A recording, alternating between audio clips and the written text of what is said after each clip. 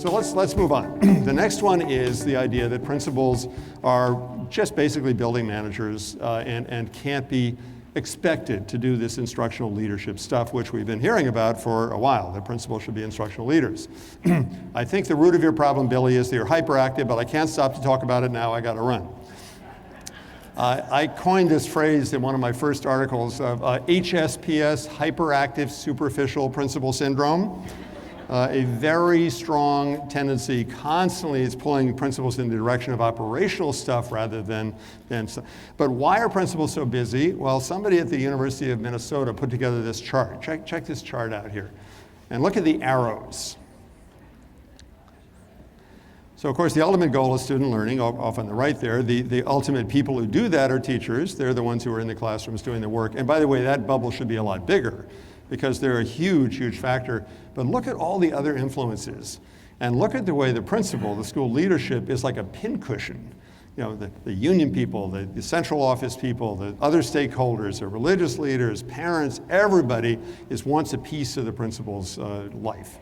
And that's why the job is just so incredibly hard. You know, my 15 years as a principal were just the most exhausting, consuming things, I have a life of leisure now compared to a principal. So here's HSPS, this constant tug of events. And actually it's more satisfying to do this stuff like fixing the Xerox machine than it is to do the really hard work of confronting a teacher about mediocre practices. And so there is this very strong tendency, in fact we're reinforced for that as principals, for doing the easy stuff. But now we have a much better understanding of instructional leadership. So I got this back to instructional leadership, back to the principal's role. Here is a very specific thing that we did in our school when I was principal. Now this is a little dense, I know, but let me walk you through it.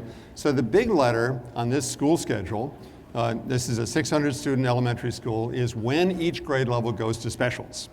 So for example, this is when the second graders go to art, computer, music, library, and phys ed. Okay, 5 specials, 5 classes, they all go off to specials, which means the whole teacher team is free at the same time. But 45 minutes is not enough time for a meaningful teacher meeting. By the time you grab your lunch, called your mom, hit the bathroom and everything, it's more like 25 minutes. So what we did here is to put, with union approval, we put the lunch and the specials side by side 1 day a week. It took some doing, creating a 90-minute uninterrupted meeting for each teacher team. And you can see the ovals there where each of the teams, kindergarten, first grade, fifth grade, specials, all these teams had 90 minutes within the school day, not pulling teachers away from their kids. So on Tuesday this week, I was in a Boston public school coaching a principal, and we were walking around from class to class, and we walked into this 4th grade class, and the minute we walked in, we could see that everything was on hold. Kids were just sitting there doing nothing. There was a paraprofessional minding the store, and we were able to find out quite quickly the teacher was at a meeting. And my question was, why was that teacher in a meeting during instructional time? Why wasn't this kind of structure in place where the meetings took place when the kids were being taught by someone else? Simple kind of thing. It was shocking, just total waste of time. Okay, however, balancing instruction and management is a perennial problem.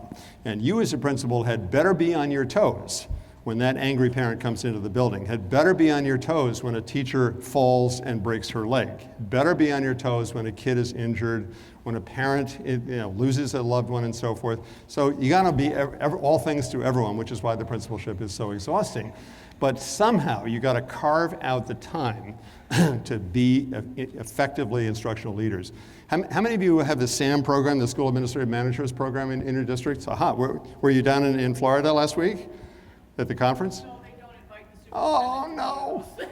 Oh, so for those of you who don't know about SAM, talk to her about it. So SAM is this amazing program where you have somebody in the building trained to, on a daily basis, sit with the principal and push them around getting into the instructional stuff and taking the other stuff off their desks. And also making sure they're taking care of themselves, whether that's meditation, whether it's prayer, whether it's music, whatever it is, so the principal remains sane and doesn't burn out. It's School Administrative Manager program. If you email me, I can send you more information on it.